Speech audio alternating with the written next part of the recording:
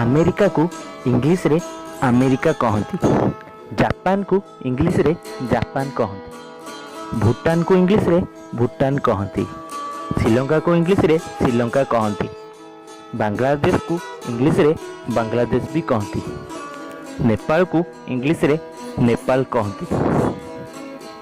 केवल एतिकी नुहे, आम पड़ोशी देश पाकिस्तान को भी इंग्लिश रे पाकिस्तान कहती, हेले केवल भारत को ही इंग्लिश रे काहींकि इंडिया कहती।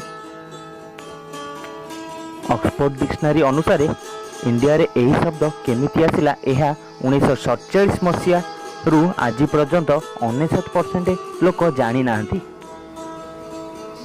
आसंतु जानिबा। India INDIA, I for independent, N for nation, D for declared, I for in, A for August। Independent nation declare in August, तेणु यह इंडिया बोली कहती। दयाकरी ए मेसेज को अगस्ट 15 आसवा पूर्व समस्त को जणाई दियंतु।